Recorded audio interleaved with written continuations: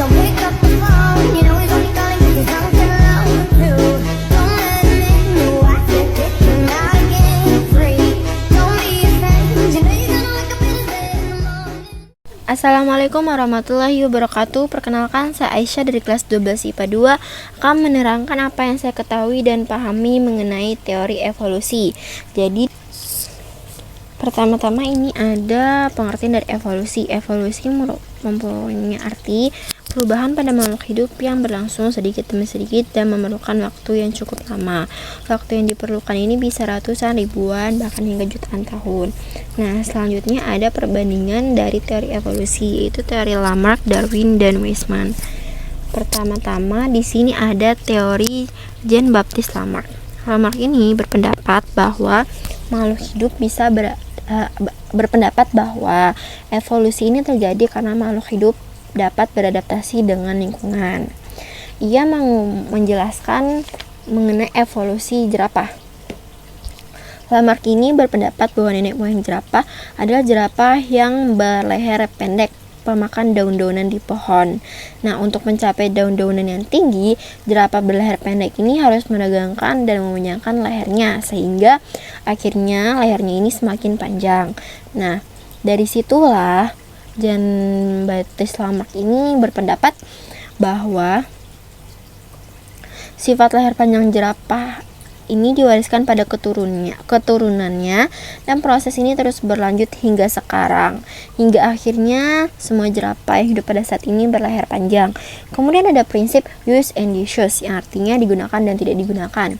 Prinsip ini menyatakan bahwa organ atau bagian tubuh yang digunakan untuk menyelesaikan diri dengan lingkungannya akan berkembang dengan baik.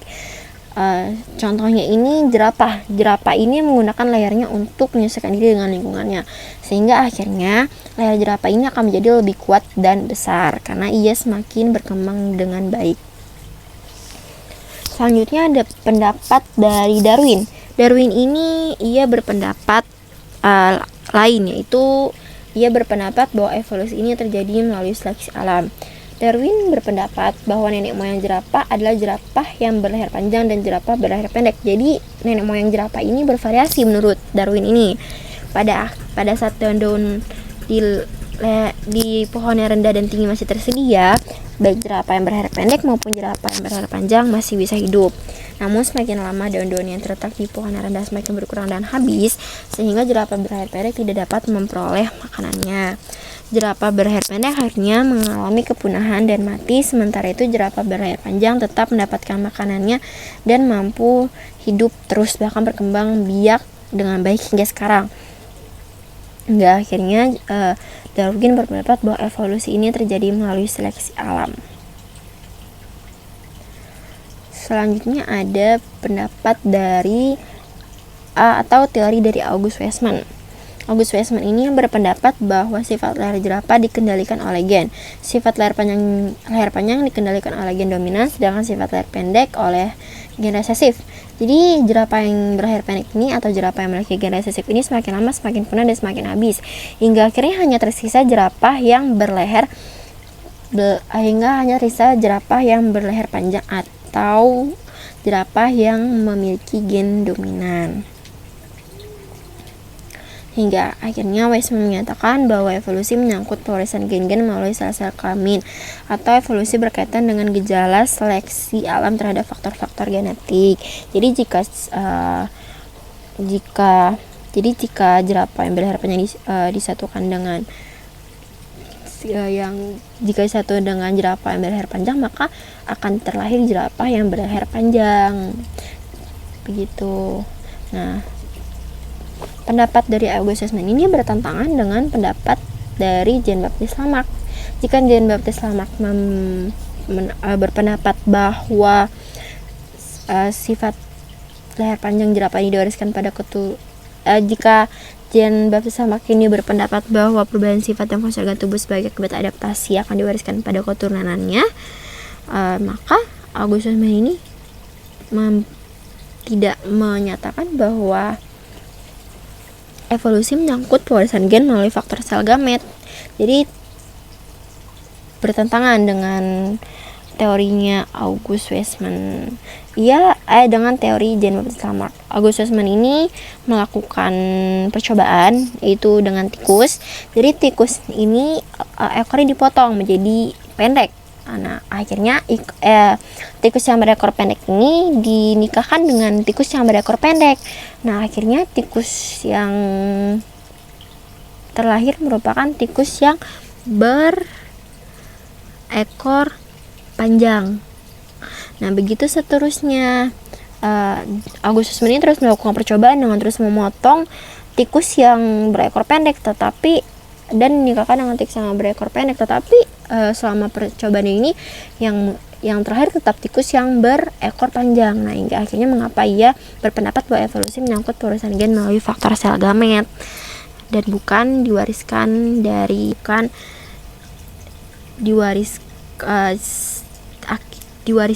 akibat adaptasinya. Oke, selanjutnya ini ada petunjuk evolusi. Untuk membuktikan apakah evolusi itu benar-benar terjadi dan benar-benar ada, kita membutuhkan petunjuknya atau buktinya. Nah, yang pertama ini ada fosil. Fosil ini merupakan sisa-sisa makhluk hidup yang mengalami mineralisasi di dalam batuan. Nah, fosil ini jarang sekali ditemukan dalam keadaan yang utuh. Salah satu fosil terlengkap yang pernah ditemukan adalah fosil kuda. Nah, pertama-tama ini ada Eohippus. Eohippus ini merupakan kuda yang ditemukan pada awal Eosen sekitar 60 juta tahun yang lalu. Nah, kuda Eohippus ini memiliki tinggi 0,4 meter dan berjari kaki 4. Selanjutnya ada kuda Mesohippus. Kuda Mesohippus ini ditemukan pada akhir Eosen sekitar 40 juta tahun yang lalu. Nah, sekitar 40 juta tahun yang lalu. Nah, kuda Mesohippus ini dia memiliki jari kaki 3. Dia sudah beradaptasi, sudah berevolusi. Kemudian selanjutnya ada kuda Merysippus. Nah, kuda Merysippus ini ditemukan pada pertengahan Miosen sekitar 30 juta tahun yang lalu. Nah, kuda Merysippus ini memiliki tinggi 1,0 meter dan berjari kaki 3. Kemudian selanjutnya ada Pilohippus. Nah, Pilohippus ini ditemukan pada akhir Miosen sekitar 10 juta tahun yang lalu. Tinggi ini sekitar 1,0 meter dan berjari kaki 1. Ya, sudah berevolusi. Kemudian selanjutnya ada yang terakhir itu ada kuda Equus. Equus ini ditemukan sekitar 1 juta tahun yang lalu hingga saat ini. Nah, kuda Equus ini merupakan kuda yang saat ini kuda yang banyak ada pada zaman ini. Nah, tingginya ini sekitar 1,6 meter dan berjari kaki 6. Jadi kuda ini dari tahun ke tahun itu mengalami perubahan atau berevolusi. Jadi jumlah jari kaki kuda ini mengalami evolusi karena beradaptasi pada lingkungan. Jadi kuda ditemukan pada awal Eosen hingga pertengahan Miosen dari kuda Equus, kemudian kuda Mesohippus, Merysippus, itu dia masih memiliki jari kaki sebanyak 4 dan 3. Itu karena lingkungannya. Jadi kuda yang ditemukan pada awal Eosen hingga pertengahan Eosen itu lingkungannya itu hidup di rawa-rawa, sedangkan kuda yang banyak saat ini tuh hidup di padang rumput. Nah, selanjutnya ada perbandingan anatomi. Perbandingan anatomi pertama itu ada homologi.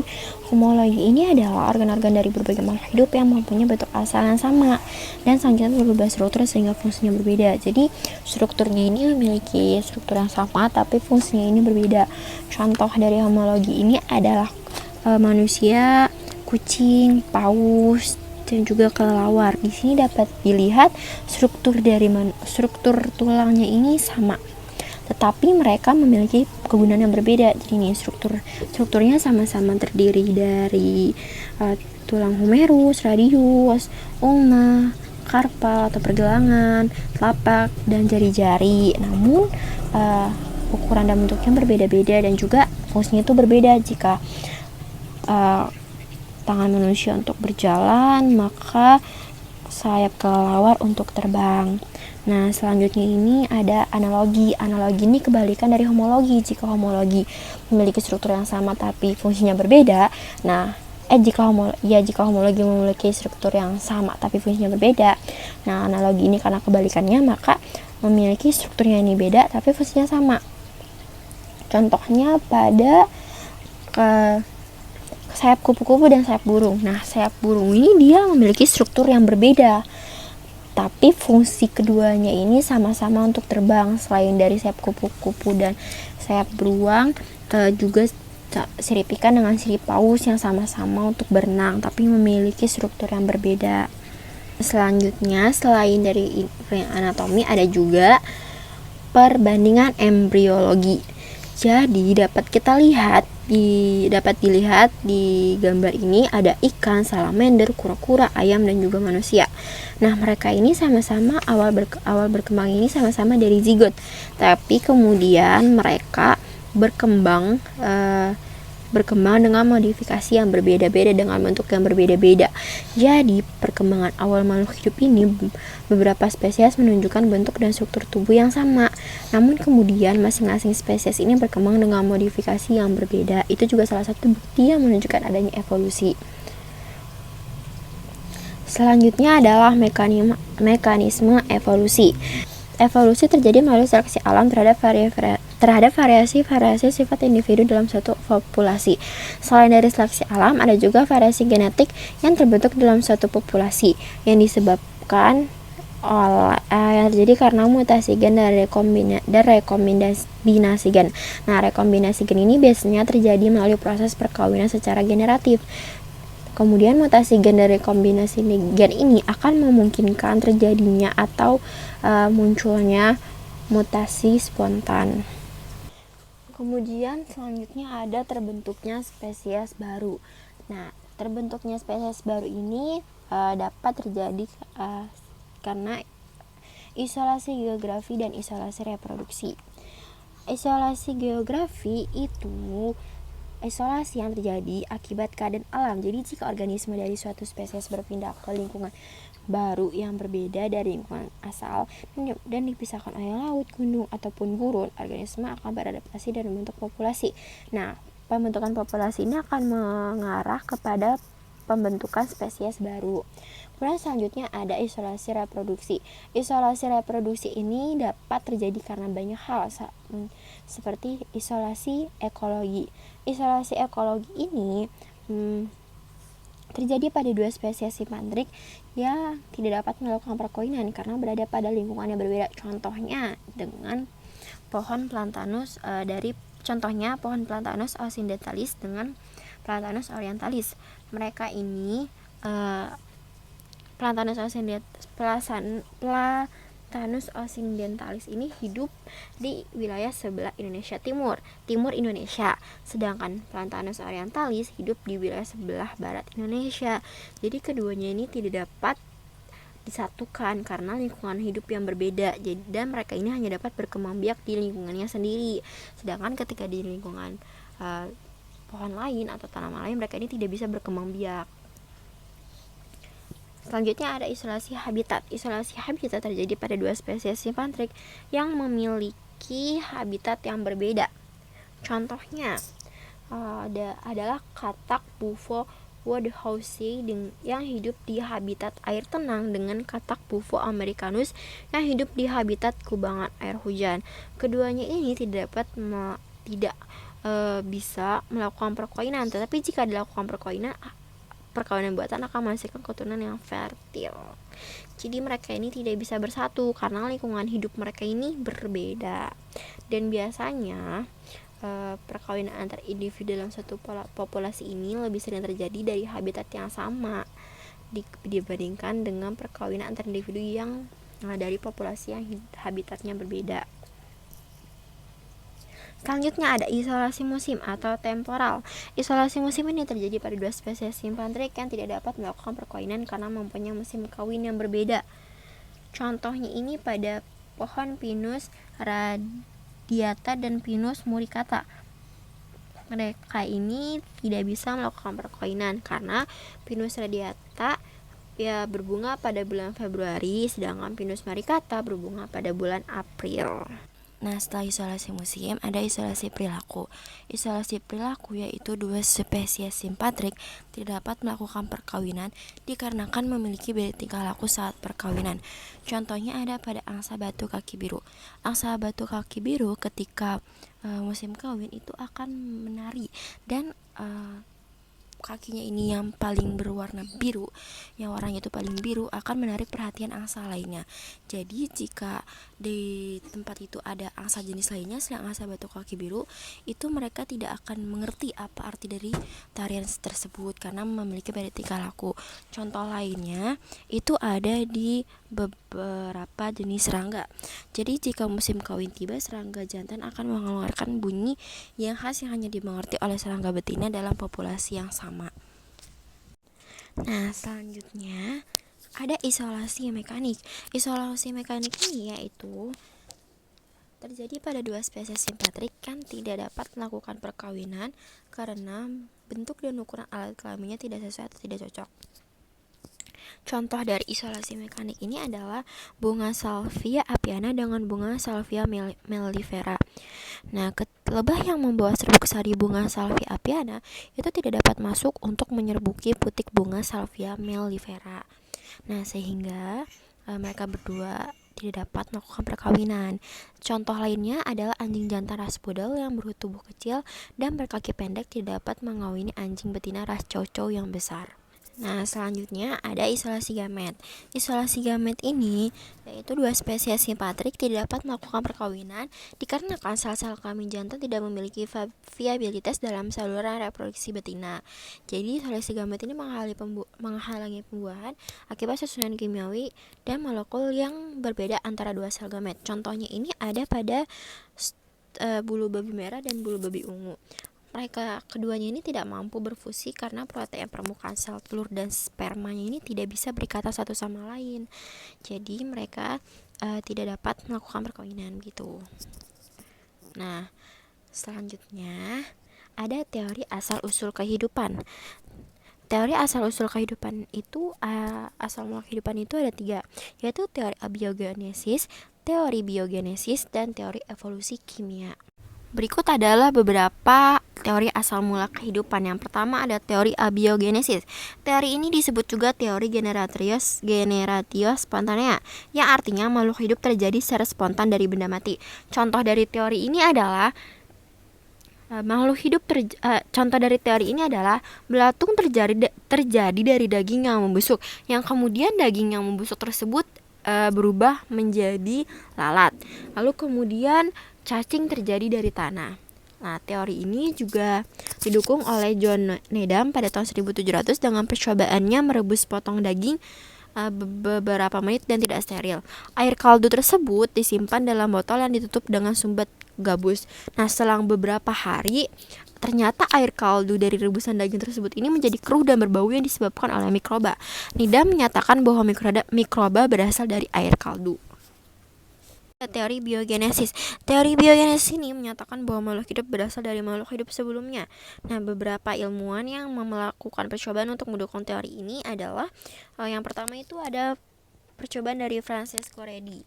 Francesco Redi ini melakukan 2 kali percobaan. Percobaan yang pertama, 2 potong daging segar masing-masing dimasukkan ke dalam 2 wadah yang berbentuk toples. Toples A ini ditutup rapat-rapat, toples A ditutup rapat-rapat, sedangkan toples B dibiarkan terbuka. Nah, setelah beberapa hari, ternyata daging pada toples A tidak terjadi larva atau belatung. Daging pada toples A tidak terjadi larva atau belatung. Sedangkan daging pada toples B itu membusuk dan banyak ditemukan larva. Ini pada toples A bisa dilihat banyak ditemukan larva dan daging yang membusuk. Kemudian percobaan keduanya, daging segar diletakkan ke dalam toples yang ditutup dengan kain kasa. Nah, hal ini bertujuan agar masih ada kontak dengan udara tetapi lalat tidak bisa masuk. Hasil percobaan menunjukkan bahwa potongan daging membusuk dan ditemukan sedikit larva. dapat dilihat pada gambar yang ada di tengah. Kesimpulan dari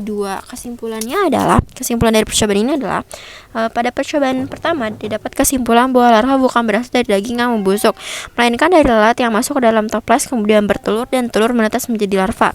Sedangkan pada percobaan kedua dapat disimpulkan bahwa larva bukan berasal dari daging, melainkan dari lalat yang hinggap di atas kain kasa dan bertelur. Telur yang jatuh melalui lubang kain kasa akan menetas menjadi larva. Nah, selanjutnya ada percobaan dari Lazzaro Spallanzani. Lazzaro ini percobaan dia ini menggunakan tabung yang berbentuk huruf S. Nah, dengan tujuan agar udara dapat masuk, akan tetapi mikroorganismenya ini tetap terperangkap pada dinding kaca tabung tersebut. Percobaan Lewis ini dia dilakukan dengan cara labunya ini atau tabungnya ini diisi dengan air kaldu dan dipanaskan hingga steril. Kemudian didinginkan dan dibiarkan beberapa waktu. Setelah didinginkan, air kaldu di dalam labu ini tetap jernih karena tidak mengandung mikroorganisme. Nah, setelah Lazzaro Spallanzani ada percobaan dari Louis Pasteur. Nah, percobaan dari Louis Pasteur ini menggunakan labu berbentuk huruf S atau tabung berbentuk yang pipanya ini berbentuk huruf S dengan tujuan agar udaranya dapat masuk, akan tetapi mikroorganismenya itu tetap terperangkap pada dinding kaca tabungnya ini. Jadi mikroorganisme ini tetap terperangkap di sini dan udaranya tetap bisa masuk. Nah, kemudian selanjutnya percobaannya ini dilakukan dengan labunya ini diisi dengan air kaldu dan dipanaskan hingga steril. Jadi air kaldunya ini dipanaskan hingga steril. Kemudian didinginkan dan dibiarkan beberapa waktu. Setelah didinginkan, hasilnya ini air kaldu di dalam tabung ini tetap jernih karena air kaldu yang di dalam tabung ini dia tidak mengandung mikroorganisme, jadi dia tetap jernih. Kemudian selanjutnya pipa tabungnya ini dimiringkan agar air kaldunya ini berkontaminasi dengan udara luar. Setelah beberapa waktu, ternyata air kaldu berubah menjadi keruh dan berbau karena mengandung mikroorganisme. Nah, jadi karena mengandung mikroorganisme dia berubah menjadi bau dan keruh. Nah, hasil percobaan ini menghasilkan teori abiogenesis sehingga muncul teori biogenesis, yaitu omnivivum ex ovo, omnivivum ex vivo, omnivivum ex vivo, yang artinya setiap makhluk hidup berasal dari telur dan setiap makhluk hidup berasal dari makhluk hidup sebelumnya. Selain dari teori abiogenesis dan teori biogenesis, ada juga teori evolusi kimia. Teori evolusi kimia ini menyatakan bahwa makhluk hidup itu terbentuk dari gas-gas di atmosfer yang dipengaruhi oleh energi radiasi, sinar kosmis, dan aliran listrik halilintar berdasarkan hukum fisika kimia. Nah, sekian dari saya. Terima kasih, kurang lebihnya mohon maaf. Bila ada salah kata saya mohon maaf, karena manusia itu tempatnya salah dan yang sempurnanya Allah Subhanahu wa taala. Terima kasih. Wassalamualaikum warahmatullahi wabarakatuh.